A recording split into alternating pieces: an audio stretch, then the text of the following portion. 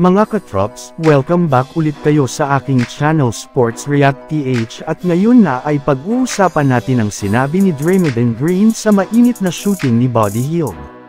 Pag-uusapan na rin nga natin ngayon dito sa ating panibagong video ang pinakahuling inilabas na balita tungkol sa pagkuha ng Los Angeles Lakers kay Dwight Howard matapos silang matalo laban sa Cleveland Cavaliers.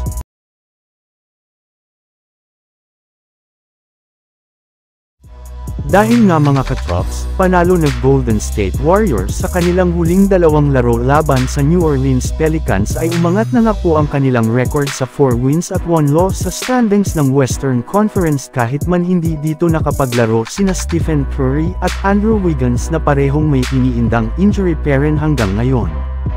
At sa kanilang pagkapanalo nga katrops, ay hindi nga naiwasan pa ng kanilang player na si Draymond Green na sobrang matuwa sa ipinapakitang performance ng kanilang buong kupunan lalo na ng kanyang teammate na si Buddy Hield. Ayun nga sa naging pahayag nito sa media, na si Buddy Hield nga daw talaga ang pinakasaktong player at shooter sa Golden State Warriors dahil hindi nga ito nagdadalawang isip na tumira sa perimeter. And speaking of Hield mga katrops, pinuli rin naman nga nito pabalik si Buddy Hield matapos niyang sabihin na napakahusay nga daw talaga na player ni Draymond Green lalo na pagdating sa depensa. Kaya dahil dyan ay hindi nga nadedehado pagdating dito. Samantala pumunta naman tayo sa ating sunod na pag-uusapan ngayon sa pinakahuling inilabas na balita tungkol sa pagkuha ng Los Angeles Lakers kay Dwight Howard matapos silang matalo laban sa Cleveland Cavaliers.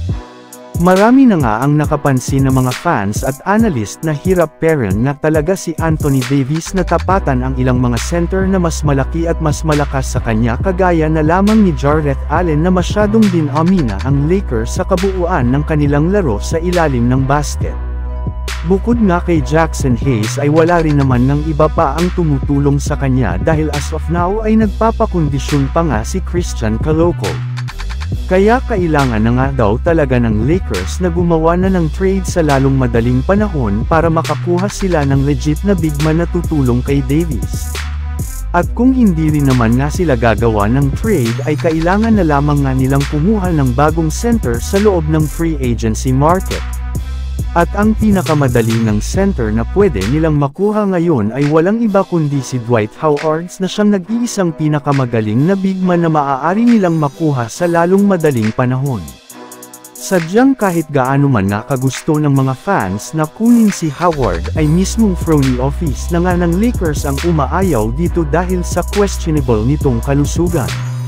So yun lang nga mga katrops ang handog ko sa inyong storya ngayong araw. Sana nag-enjoy kayo. Please like and subscribe my YouTube channel Sports React PH para sa iba pang storya at update patungkol sa NBA. Kita-kits muli sa ating susunod na video.